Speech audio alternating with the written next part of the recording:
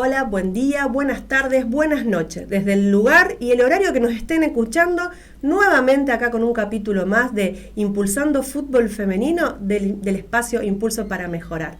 Tenemos una gran invitada. Sí, siempre digo lo mismo, pero la verdad es que busco siempre grandes invitadas. Pero antes vamos a hacer un pequeño resumen como venimos haciéndolo sobre el campeonato del fútbol femenino, que ya está llegando a la parte final. Nos estamos poniendo todos un poquito nerviosos, hay 4 descensos. Central sigue ahí arañando la posibilidad de poder zafar del descenso, realmente sería re importante, tuvo un gran triunfo este fin de semana. San Lorenzo sigue puntero y Boca está compitiendo en la Copa Libertadores. Lamentablemente en la semifinal perdió contra Corinthians, un gran equipo, pero dando una imagen espectacular. Juega ahora por el tercer puesto. Y lo que me quedo de la Copa Libertadores es unas declaraciones de la arquera de Boca, en la cual ella cuenta, Laurina Olivera, que fue estrella en este campeonato de la Copa Libertadores, el esfuerzo que hacen para jugar esta Copa Libertadores. No es igual que el masculino, es muy distinta. Es como un mini mundial, juegan en 15, 20 días, cada 3 días, en un país, y con todos los pormenores que pasa. Las canchas no están en buenas condiciones, las condiciones no son las correctas, y siempre una jugadora tiene que salir a dar esa declaración. ¿Cuándo podemos igualar un poquito esa cancha en el cual una Copa Libertadores se pueda jugar durante todo un año como hacen en el masculino? ¿Cuándo se puede igualar la clasificación de la selección argentina o de cualquier selección a un mundial, también siendo con las fechas de clasificación, como fue el otro día, el martes? Vieron que vimos un gran partido de la selección argentina masculino con 6 goles de nuestros campeones. ¿Cuándo podremos igualar eso? Porque todo cuesta un poquito más y se les exige un poquito más. Pero bueno, es un tema que siempre venimos charlando y creo que es importante remarcarlo cada tanto. Así que bueno, hoy tenemos una gran invitada porque vieron que estuvimos charlando varias cositas. Y uno de los temas es el periodismo. Pero no traje una periodista deportiva, traje una periodista de ley, una periodista que investiga, una periodista que ve las realidades y cuenta historias muy importantes de la ciudad de Rosario. Y también se ha interesado, y eso es lo que más me conmueve, el esfuerzo que hacen las jugadoras, el esfuerzo que hacen para jugar en esta patriada que es el fútbol femenino. Y también vamos a hablar de un tema que se viene ahora, dentro de poquito. Ya sé que esto lo pueden escuchar después, pero la realidad es que se viene el segundo clásico femenino entre Central y Newell's Central, mejor dicho, porque esta vez la localía la tiene Newell, así que también vamos a hablar un poquito de ese tema. Bueno, ahora sí, la vamos a presentar acá con nosotros, y para que ustedes también disfruten de esta hermosa charla, Evelyn Arach, gran periodista de Rosario, trabaja en Telefe, también colabora en Página 12, y que me corrija si estoy diciendo algo mal, y aparte sacó el último libro, sé que tuvo otro libro más, pero el último libro que lo estuve chusmeando fuera de cámara. También vamos a hablar de eso, porque cuenta historias que a todas nos va a llegar. Así que bueno, bienvenida Evelyn, muchísimas gracias por acercarte a este humilde espacio.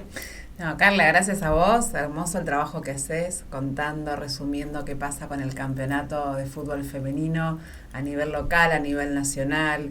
La verdad es que los periodistas todavía seguimos estando bastante ajenos de ese mundo, sigue siendo un mundo under, por usar una palabra quizás del teatro, ¿no? Uh-huh. Sigue siendo aquello que sucede sin que esté tan visible, pero bueno, entiendo que es parte de un proceso, que está bueno dar la pelea, que está bueno que gente como vos se comprometa, lo difunda, lo cuente. Construir igualdad es construir espacios, esos espacios de visibilidad tienen que estar. Hoy no pasa, seamos sinceros, uh-huh. Hoy sigue siendo el fútbol femenino. Es raro que un comentarista deportivo lo mencione.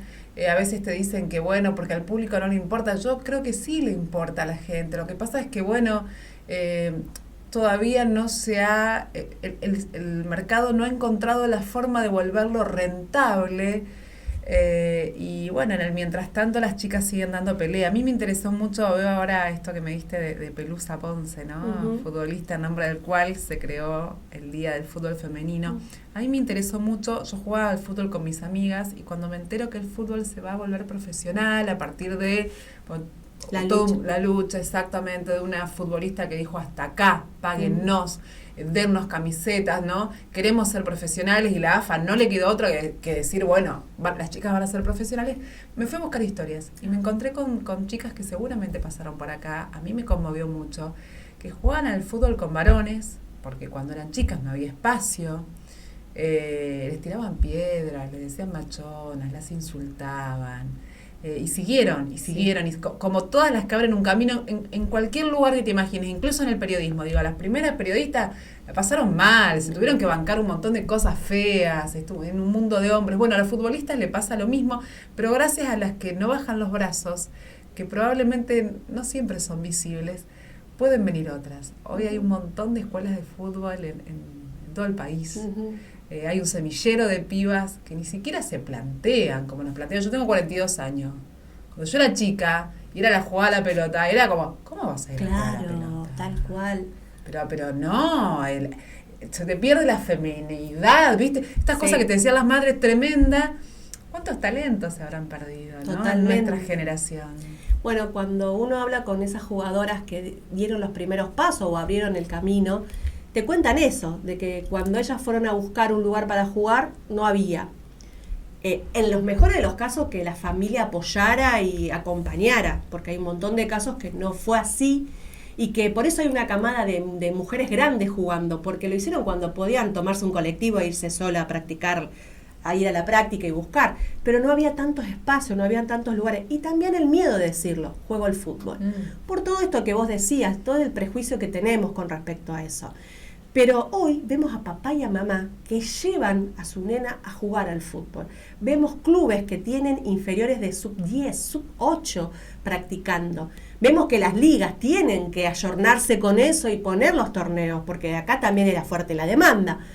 Pero la realidad es que ha cambiado esa visión. Ves a un papá emocionado, como nos pasó cuando hablamos con el papá de Paulina Aprile, que ve a su hija defendiendo los colores de la selección argentina. Ves a una jugadora de 30 y pico de años que te cuenta, mi papá viene a gritar los goles. Te cuentan que sus amigos vienen a acompañar en un partido. Hoy Rosario es cuna del fútbol, pero fútbol completo. Hoy tenés una cantidad de clubes de barrio que tienen a fútbol femenino por mayor. Bueno, y eso también es la lucha. Por supuesto, porque es el fútbol, el deporte nacional, popular por excelencia, accesible por excelencia, pero siempre nos había estado vedado, como casi todo, ¿no? Como, no sé, hace 3 siglos atrás las mujeres no podían escribir un libro. Mirá. Tenían que firmar sus esposos o sus padres porque su firma estaba prohibida. Uno dice hoy, pero eso es una locura. Bueno, pero pasó, muchas mujeres incluso que se negaron a aceptar esa realidad, terminaron encerradas en manicomios. Bueno, hay toda una historia de mucha lucha. Digo, si hoy yo puedo escribir un libro fue porque otras derramaron sangre antes que yo. Totalmente. Porque fueron mujeres que ni siquiera la Revolución Francesa las incluyó, mujeres que apoyaron la Revolución Francesa y cuando llegó la Revolución y se hizo realidad, se dieron cuenta que los derechos eran, todos somos iguales, ¿no? Libertad, igualdad, para ellos, no para ellas. Tal cual. Se dieron cuenta que ellas seguían estando excluidas. Hay toda una historia con eso. Por eso, digo, cada espacio que logramos las mujeres es un espacio a revalidar, a visibilizar, a fortalecer. Y el caso de las jugadoras es maravilloso. Mirá qué bueno todo esto que me contás. Bueno, cuando yo hice el informe, que valió un premio Juana Manso. ¡Ay, mirá! ¡Qué lindo! Se llama Ellas Juegan. Que eran estas historias mínimas de chicas que le habían pasado mal luchando por un sueño que cualquier varón tiene y todo el mundo se le aplaude, que es jugar al fútbol. Total. Y a ellas las condenaban. Esto fue hace más o menos, 8 años. Un montón. Y fíjate ahora lo que está pasando. Bueno, qué bueno. Pero qué buena visión, Evelyn, porque la realidad es que esto empieza a tener un poquito de movimiento después del 2019, después de tantas jugadoras que lucharon, después de que dijeron basta, hasta acá llegamos y queremos un reconocimiento. AFA se da cuenta, no solamente por ese reclamo, se da cuenta porque también FIFA se dio cuenta, porque empezaron a ver que también, lamentablemente, el negocio daba. Vos fíjate que el Mundial del 2019 fue récord en Francia, sí. El del 2023 lo mismo. Es más, cada vez por ejemplo, el próximo Mundial van a ampliar también la cantidad de países que puedan participar. Entonces, fue todo un aluvión. También la lucha feminista que fue en ese momento. Sobre todo. En ese contexto. Yo sigo sosteniendo y tengo una opinión personal, que gracias a esa lucha feminista, a apoyar la lucha de las jugadoras, se permitió y se pudo abrir ese tema y hablarlo. No comparto a veces que las jugadoras sean feministas, pero es un debate que tenemos que darnos en otro momento, porque creo que va paralelo, pero no se cruzan. Es una discusión que a veces tengo con algunas jugadoras, sí, qué sé yo, que hay que debatir, pero como distintas herramientas de la militancia, tal cual, ¿no? Son herramientas de la militancia. Entiendo que para muchas jugadoras el feminismo les permitió sí. Poder animarse a decir, a contar, a luchar, y fue una fuerza impulsora. Para otras no, quizás, pero bueno, lo importante es que yo creo que sí, que la ola feminista ayudó a que iba a quedar muy mal la AFA. Sí. Si no profesionalizaba el fútbol femenino, porque había una movida muy grande y era un momento de la sociedad donde era muy mal visto quien no apoyaba esta apertura y esta ampliación de derechos. Bueno, en buena hora que pasó, seguro, porque le abrió el camino un montón. Y para mí que AFA baje un poco esa línea, también habilita a los otros clubes a que tengan que escuchar, porque ¿cuál era la regla? Tengo fútbol femenino porque si compito en Copa Libertadores o Copa Internacional tengo que tener un equipo de fútbol femenino porque me lo pide Conmebol. Y nada más que eso. Pero al que la casa madre, como la llaman, diga, noche, a partir de ahora empecemos. Vos fíjate que hoy tiene la selección sub-20, la sub-17 del feminismo, del femenino. Me trabó. Pero también ahora están hablando de abrir otra sub-15. Mirá. Entonces, es un camino que te interpela. Carla? ¿Y qué pasa, Carla, acá? Digo, ¿por qué? ¿Qué pasa? ¿No hay empresarios que apuesten por el fútbol femenino? ¿Los clubes apuestan a medias? Porque, digo, a nivel nacional evidentemente hay una movida que es muy interesante, a nivel mundial hay una movida que es muy interesante, y acá en Rosario me da la sensación de que el fútbol femenino sigue estando en el under. ¿Qué pasa con eso? Yo tengo la opinión de que cuesta dejar crecer. Cuesta dejar ver que algo puede ser mejor o le tienen miedo a ese crecimiento. El fútbol femenino fue prohibido 50 años en Estados Unidos, en Brasil y en Escocia. Con el solo hecho de decir hay que cuidar a la mujer. Y a la mujer en todos los aspectos en el cual pueda avanzar o destacarse, y lamentablemente da miedo. Entonces pienso que también es eso. ¿Vos decís que hay como un techo de cristal también en el fútbol? Totalmente, para mí sí. Para mí hay un techo de cristal que nos imponen y que nos juzgan también por eso. Entonces, hoy en Rosario tenés 2 equipos de primera que están jugando en AFA, Central Newell. Un clásico que se va a jugar dentro de poquito y no lo juegan en el estadio, lo juegan en una cancha auxiliar. ¿Por qué no lo juegan en el estadio? No sé. Bueno, ahí hay una cuestión de los dirigentes. Totalmente. También hay que ver cuántas dirigentes mujeres hay en cada club. Exactamente. Ahí hay una lucha por dar, ¿no? Sí, hay una cual. lucha por dar, en eso por hacer visible. También te voy a decir algo, muchas veces hay movimientos que se imponen cuando salen a la calle y se hacen visibles y luchan. Yo sé que una jugadora de fútbol hoy gana una miseria y tiene que jugar al fútbol, ir a las prácticas, ir al partido y además laburar, con lo cual cuánto tiempo le queda para movilizarse. Pero me parece que un buen camino sería, que las jugadoras de Newell y de Central se unan y hagan una movilización y hagan visible esto. Vamos al monumento todas a pedir que nos den el estadio. Queremos el estadio. Yo creo que los medios de comunicación nos recontra haríamos eco de esa situación, le iríamos a preguntar a los dirigentes. A veces las movilizaciones generan eso, ¿no? Ciertos tembladerales en las estructuras y son necesarios. Sí. Yo te pongo un par de ejemplos. Cuando se pide la paridad en las comisiones directivas, la respuesta que te brindan es no hay mujeres para ocupar esos lugares. Cuando decís quiero el estadio para un partido de fútbol, te dicen no va nadie a ver a las chicas. Prueben. Exactamente. Prueben. Si vos no mostrás, parece que no existe. Entonces por eso es importante lo que vos decís, la visibilidad, sí, claro. El exigir. Porque si vos no lo mostrás, no lo decís, es como que no existiera. Existen. ¿Y futbolistas agremiados qué hace al respecto? No, en eso no se mete. Solamente acompañado en este proceso de la semiprofesionalización, sigue siendo semiprofesional. Hoy AFA exige 15 contratos por cada equipo, de los cuales sigue apoyando, pagando 8 contratos de cada club. ¿Cuánto le pagan un futbolista? 300.000 pesos aproximadamente. ¿Por mes? Por mes. Vos sabés que no voy a dar nombre, pero el arquero de Newell's cobra 5 millones de pesos por semana. Totalmente. Y la masculina. Te la están equiparando con el fútbol masculino de la C. Sí, bueno, por eso digo, qué interesante sería que las jugadoras y sus familias y todos aquellos que están en el fútbol se movilícense, háganlo visible, y yo creo que los medios vamos a estar ahí. Eso es lo que me pasa con las jugadoras, que muchas veces tienen el ímpetu de querer, pero a veces cuando logran un espacio, me quedo con esto. El miedo a perder. Exactamente, y no las culpo, porque las que han hablado, las que han dicho, después son sancionadas o esta quilombera no la llamemos. Entonces, no las critico, al contrario.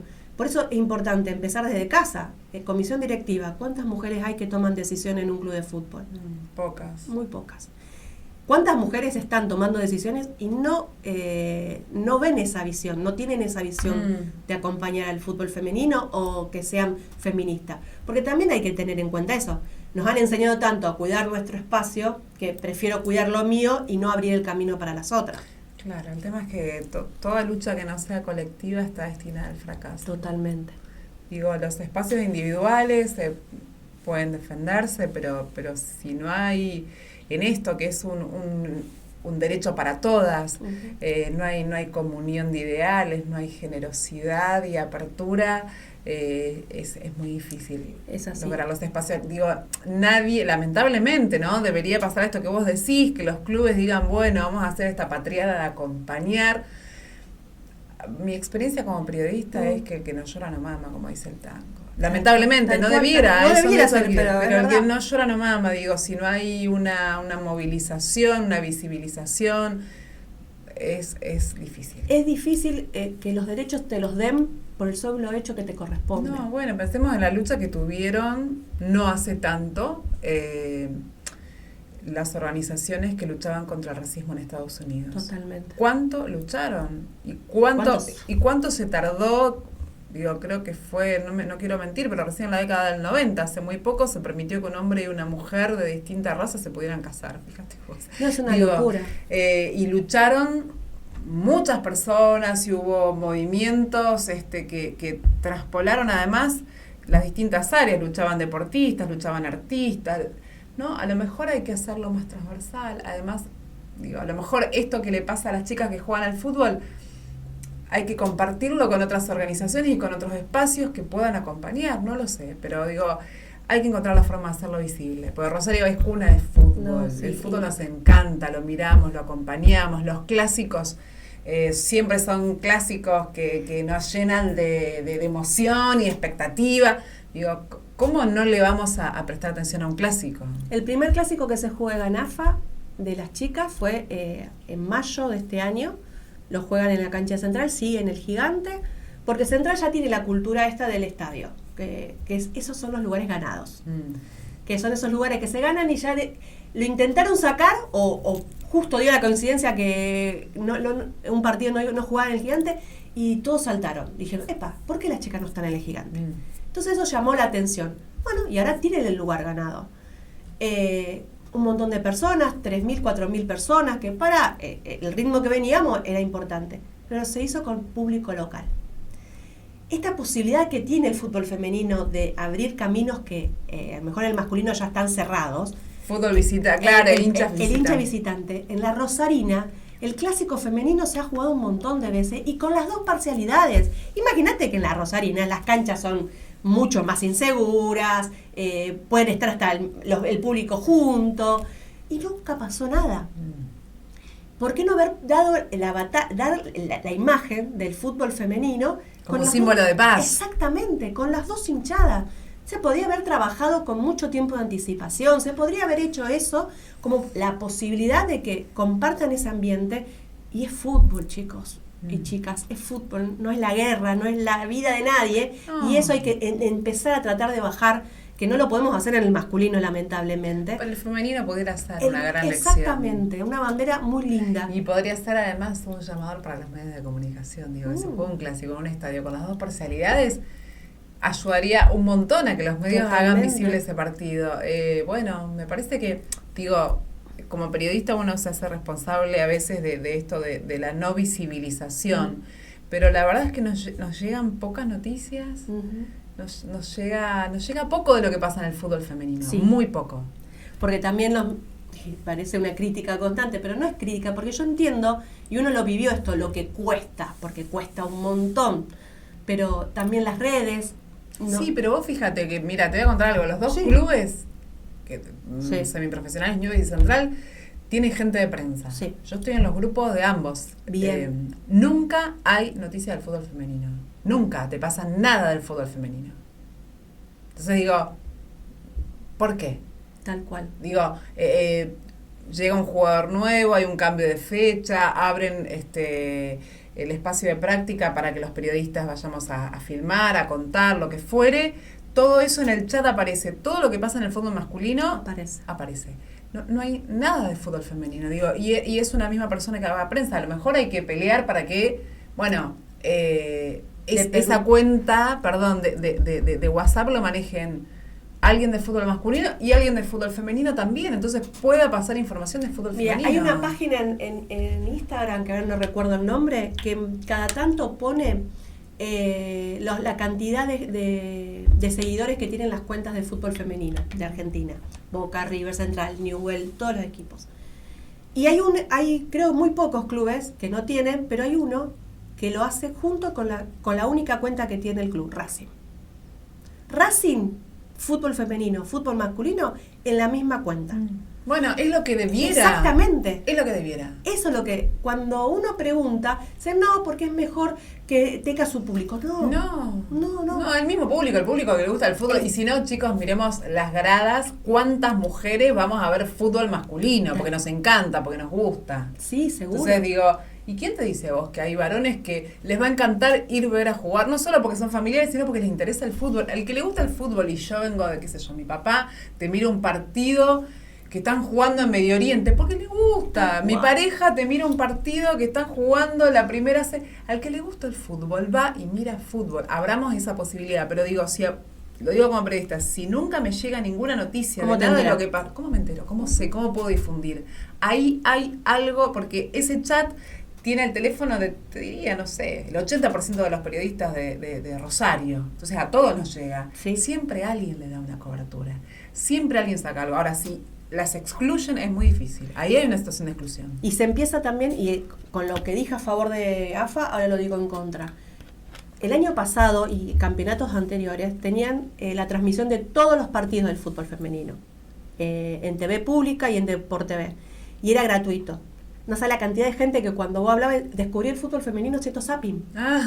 Mirá. Me quedé viendo el clásico Boca River. Me quedé viendo no sé qué partido. Y es más, cuando vos hablabas, el rating del Boca River era mejor que un partido, no voy a decir ningún club del masculino, que no llama tanto la atención. Este año solamente 2 partidos lo pasa TNT. Nada más. Entonces lo pasa TNT privado, que si tenés el cable. Y además después hay clubes que sí, obvio, lo transmiten desde su cuenta de YouTube, no es lo mismo. Y hay clubes que no lo hacen. Entonces hay partidos que no están grabados. Hay partidos que ya perdimos, que no los vamos a ver. Sí, eso es tremendo. También esto es parte de una ola de decisiones a nivel nacional en el cual se busca quitarle espacio a las mujeres. Sí. Es parte de eso, ¿no? De una política nacional que busca invisibilizar a las mujeres. Uh-huh. Pero, y eso de tratar de invisibilizar en el tema del periodismo, y que vos bien lo estabas marcando ahora, esto de no me llega la información, no tengo la información. No la tengo. ¿Cómo es en otras informaciones de temas de mujeres? ¿Cómo es para vos como mujer periodista meterte en ese ambiente de tratar de buscar información, de tratar de conseguir tener una buena nota, que no te la quiten, o el espacio de, che, tengo una buena nota, no, la trajiste vos, no, traigamos la que diga tal Pepito? ¿Pasa? ¿Cómo es? Bueno, mira, afortunadamente en el periodismo las mujeres fuimos ganando ciertos espacios. En mi caso yo hago producción general del noticiero. Eso que me permite tomar decisiones. Y justamente porque muchas veces me pasó esto de que voy con una nota y me la desestiman. Claro. Escucho mucho a mis compañeras. En Telefe Rosario hay chicos y chicas, hay varones y mujeres, somos más mujeres. Y cuando vienen con una idea, en general le doy espacio. Porque además te voy a decir algo, cuando uno hace algo que vos pensaste, que a vos te gusta, que vos lo querés hacer, salvo que en ese momento, a ver, te hablo de un noticiero, haya justo un accidente, un hecho policial, una nota urgente, digo, pero si no está eso, sí, dale para adelante. Y siempre está bueno, cuando vos, como en toda construcción, las construcciones que valen la pena son colectivos, cuando vos sos capaz de escuchar a todas las voces, te va a salir mejor, porque nadie se las sabe todas. No. Vos podés ser muy inteligente, pero te la sabés toda. Seguramente tu compañera viene con algo que tiene ganas de hacer y lo va a hacer bien, y lo va a contar bien. En eso, hablo por mí, hay una apertura. Y también te voy a contar que mis compañeros varones también tienen esa apertura. No todos, pero hay gente muy copada que te escucha y que te dice, dale para adelante. El que entiende, y esto es una generación nueva, la generación de los más 30. Sí, verdad.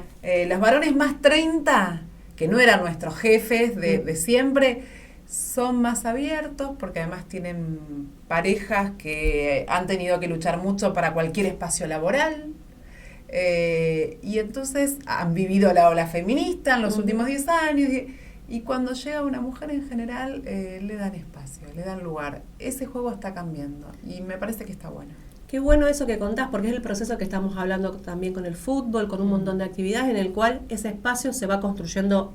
Porque cuando hablamos de feminismo no es en contra del hombre, es a favor de las mujeres y con los hombres, porque es una sociedad. Sí, claro. O sea, no podemos estar sin uno o sin el otro. No. Y qué importante esto que vos decís, y que las mujeres abran esos caminos para otras mujeres. Sí. Porque cuando vos tenés del otro lado una mujer que llegó a un lugar y que te abre el camino para que vos puedas conseguirlo, se arma esta solidaridad que está buena. Bueno, yo puedo hablar de mí, y a mí hubo mujeres que me abrieron el camino.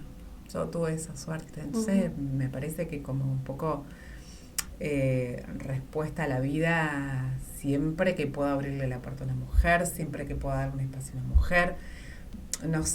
Disney nos ha hecho creer que tenemos que competir entre nosotras, que hay brujas y princesas. Mentira, nos tenemos que ayudar entre nosotras, y al compañero también darle una mano.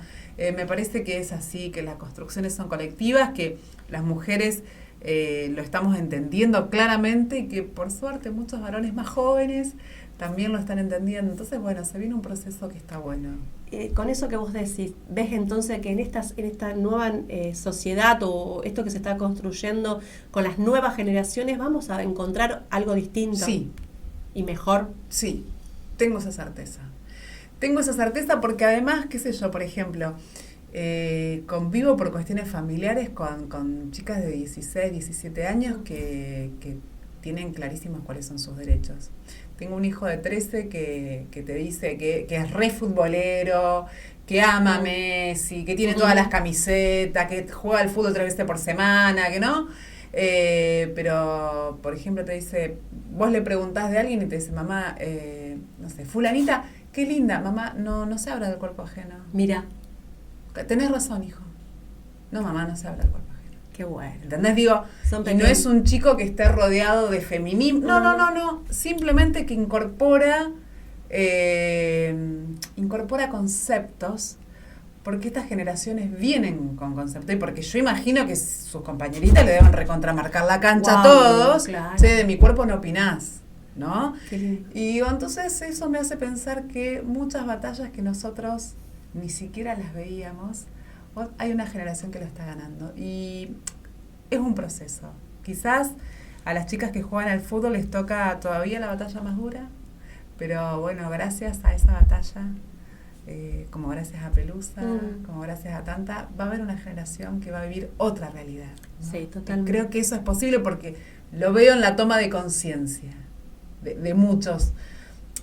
Hay un grupo de varones refractarios, ¿no? En el mundo hay un neonazismo, pero yo creo que eso es una minoría, que hay bases buenas para un cambio. Sí, eso sí, seguro se ve en estos momentos también, que se está viviendo en un momento bastante crítico, con esta parte de la ayuda, de pensar en el otro, que parece que fuera pecado ahora pensar en el otro.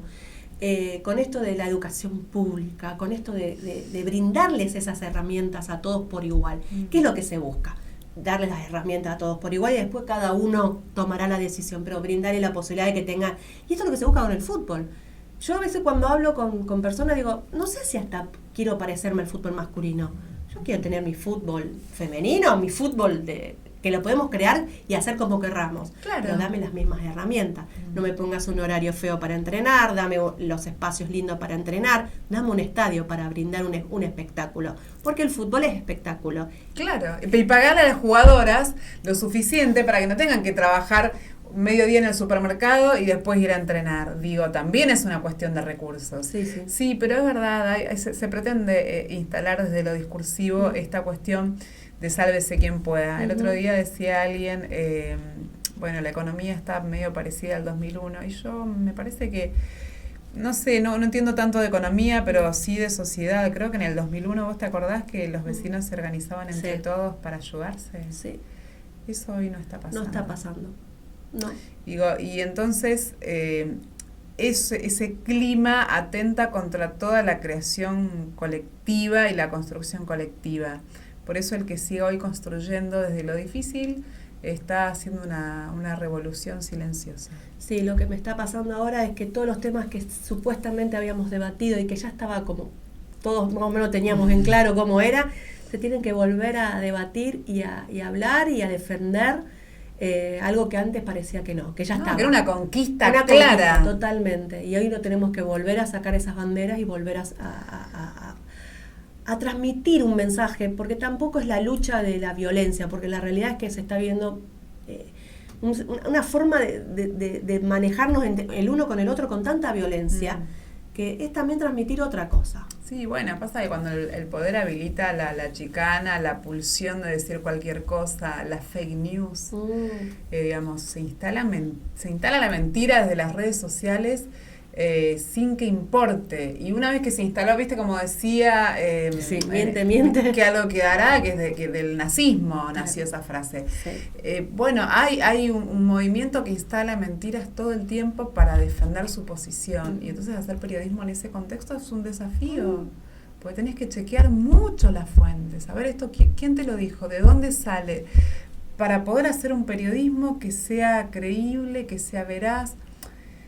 No sé si objetivo, porque siempre existen las subjetividades, pero objetivo respecto a la autenticidad del hecho que estás contando. Digo, que yo lo que estoy contando sea auténtico, sea cierto, haya ocurrido, y no sea una tergiversación de datos para que a alguien le acomode y le quede bien, de un lado y del otro. Pero digo, hay un poder que habilita las fake news, hay un poder que habilita el egocentrismo, y entonces en ese marco, bueno, puede salir lo peor de nosotros. Hoy la construcción colectiva creo que desde cualquier lugar, desde el fútbol, desde el periodismo, desde donde te toque estar, es la revolución silenciosa que nos puede salvar. Qué linda esa revolución silenciosa que nos puede salvar. Me gusta. Hablando un poquito de tus libros, tengo que escribiste fuera de cámara, anteriormente escribiste Crónica de la Calle. Sí. ¿Cómo fue construir esos dos libros? O no sé si escribiste más, te pido disculpas. No, son dos, no me pidas disculpas. Porque leí varias notas que te hicieron, y en esto de contar historias, que también contás historias de mujeres principalmente, que eso también es interesante, de esto de la pregunta correcta, porque cómo se hacen cómo un periodista hace las preguntas correctas o las preguntas que se deberían hacer, que a veces no se hacen por esto de mejor no hago esto, para no incomodar o para no saber. ¿Cómo llegaste hasta...? ¿Qué es? ¿Te pones a escribir? Bueno, te quiero escuchar.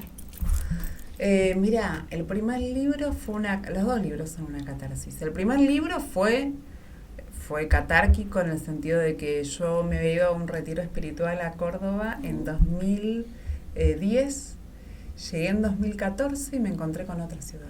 En 2013 había empezado la lucha narco, en 2014 yo entro a trabajar en Telefe, a mí me recomienda Susana Rueda para que yo pueda entrar, me hacen una prueba, gracias a Dios quedo, y todos los lunes yo como cronista tenía que ir a cubrir una muerte, y vos sabés que parecía que siempre estaba cubriendo la muerte del mismo pibe, era un pibe pobre de un barrio complicado que estaba metido en una banda, en una pandilla, ajuste de cuentas, todos los lunes igual, y llegó un momento que tanto crimen, tanta muerte, empecé a escribir sobre esos pibes, esos barrios, esas madres, sobre los vecinos que quedaban en el medio de la balacera, vecinos que le agujereaban toda la casa y después le decían, no era para él, era para el de la vuelta, porque tampoco tenemos acá, digamos, los criminales no pertenecen a servicios de inteligencia de las bandas o pandillas como ocurre en el primer mundo.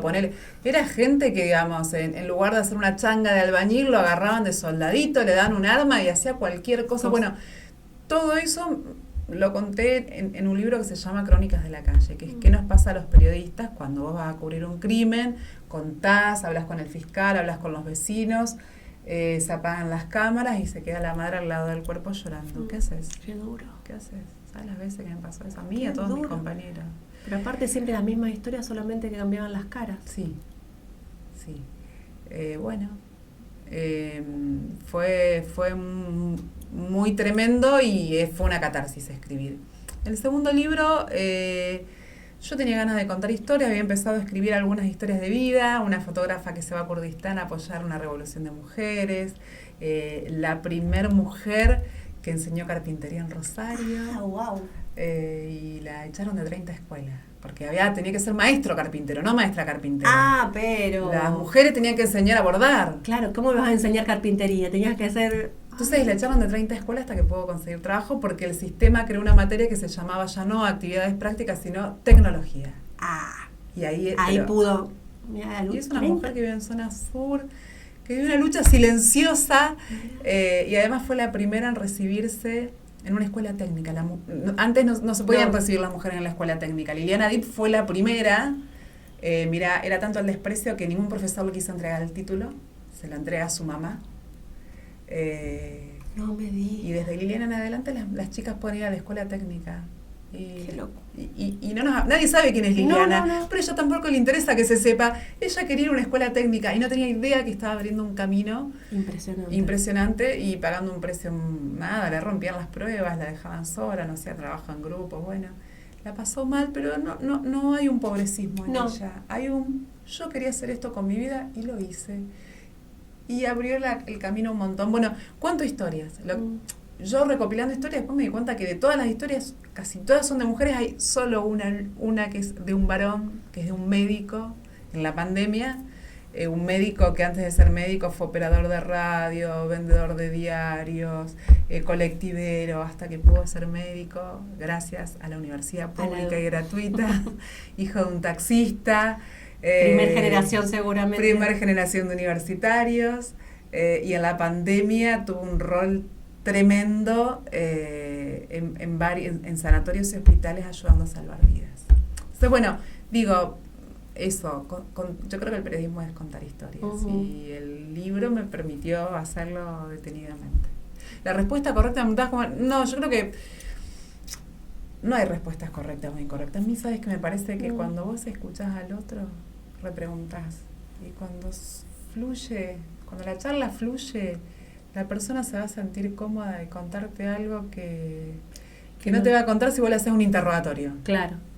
Eso es. El escuchar al otro. Sí. Que nos está faltando un montón eso, el escucharnos. Como que estoy delante tuyo, escuchándote, pero estoy pensando en lo que te voy a preguntar o en lo que o lo que no quiero saber.